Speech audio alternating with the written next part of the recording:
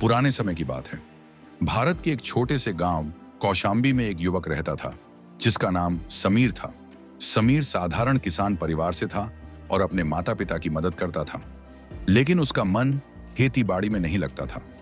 उसे बचपन से ही रहस्यों और कहानियों में रुचि थी। वह हमेशा अपने दादाजी से प्राचीन गुफाओं, खजानों और रहस्यमय शक्तियों के किस्से सुना करता था।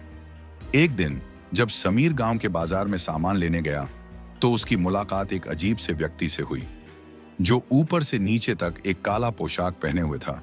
वह आदमी लंबा दुबला पतला था, पर उसकी आंखों में एक अजीब सी चमक थी। उसने समीर से कहा, क्या तुम समीर हो? समीर चौंका और जवाब दिया, हाँ, लेकिन आप मुझे कैसे जानते हैं? वह आदमी मुस्कुराया और बोला, मैं तुम्हारे पिता का पुराना मित्र हूं। मैंने सुना है कि तुम्हें रोमांच और रहस्यों में दिलचस्पी है। मैं तुम्हें एक मौका देना चाहता हूं। अगर तुम मेरा एक काम करोगे तो तुम्हारी जिंदगी बदल जाएगी। समीर को उस आदमी पर शक हुआ, लेकिन उसकी उत्सुकता ने उसे मना नहीं करने दिया। उसने पूछा, मुझे क्या करना होगा? उस आदमी ने कहा, तुम्हें मेरे साथ एक गुफा तक चलना होगा। वहां एक प्राचीन चिराग है जिसे केवल तुम ही छू सकते हो। वह चिराग तुम्हारी किस्मत बदल सकता है। समीर और वह आदमी गांव के बाहर जंगल की ओर चल पड़े। वे घंटों तक चलते रहे जब तक कि वे एक सुनसान पहाड़ी के पास नहीं पहुंच गए। वहां एक पुरानी गुफा थी जिसके द्वार पर अजीब अजीब चिन्ह बने हुए थे। उस आदमी ने कुछ मंत्र पढ़े और गुफा का द्वार धीरे धीरे खुल गया। समीर ने जैसे ही अंदर कदम रखा, उसे ठंडी हवा का झोंका महसूस हुआ। गुफा के अंदर बेशुमार खजाना था, सोने के सिक्के, हीरे, जवाहरात। लेकिन अर्जुन की नजर एक चमचमाते चिराग पर पड़ी। वह आदमी समीर से बोला, बस वही चिराग उठाओ और मेरे लिए ले आओ। बाकी खजाने से तुम्हें कोई लेना देना नहीं। समीर को कुछ अजीब लगा। उसने सोचा, अगर यह चिराग इतना कीमती है तो ये आदमी इसे खुद क्यों नहीं लेता? जैसे ही समीर ने चिराग उठाया, गुफा हिलने लगी। चारों ओर धुआं और अजीब सी आवाजें गूंजने लगी। समीर डर गया। उसने चिराग लेकर भागने की कोशिश की, लेकिन जैसे ही उसने गुफा से बाहर निकलने की कोशिश की, वह आदमी एक जोरदार हंसी के साथ बोला, अब तुम फंस चुके हो। उसने मंत्र पढ़ा और गुफा का द्वार बंद कर दिया। समीर ने चिल्लाते हुए कहा, तुम मुझे यहां क्यों छोड़ रहे हो? मैंने तो तुम्हारा कहां मान लिया था। वह आदमी बोला, मुझे केवल चिराग चाहिए था, लेकिन वह अब तुम्हारे हाथों में है।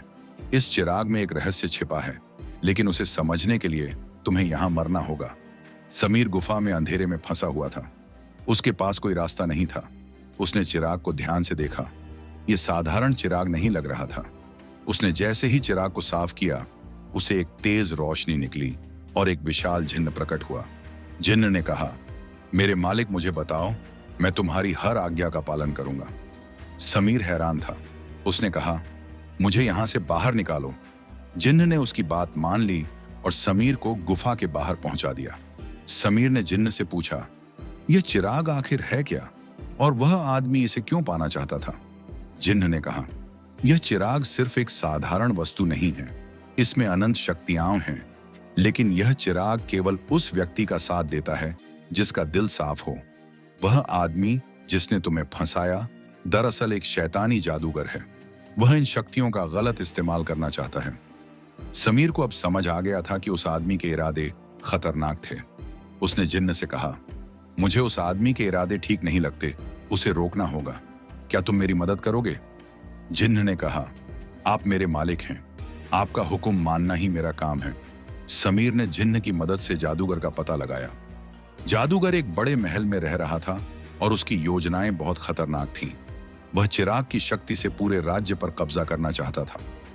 समीर ने जिन्न से कहा, तुम्हें इस जादूगर को रोकना होगा। जिन्न ने जवाब दिया, यह आसान नहीं होगा। वह जादूगर बहुत शक्तिशाली है, लेकिन अगर तुम समझदारी से काम लोगे तो उसे हराया जा सकता है। समीर ने जिन्न के साथ मिलकर जादूगर के महल में घुसने की योजना बनाई। उन्होंने एक रात चुपचाप महल में प्रवेश किया। जादूगर ने उन्हें आते हुए देख लिया और उन पर हमला कर दिया। समीर और जादूगर के बीच लंबी लड़ाई हुई।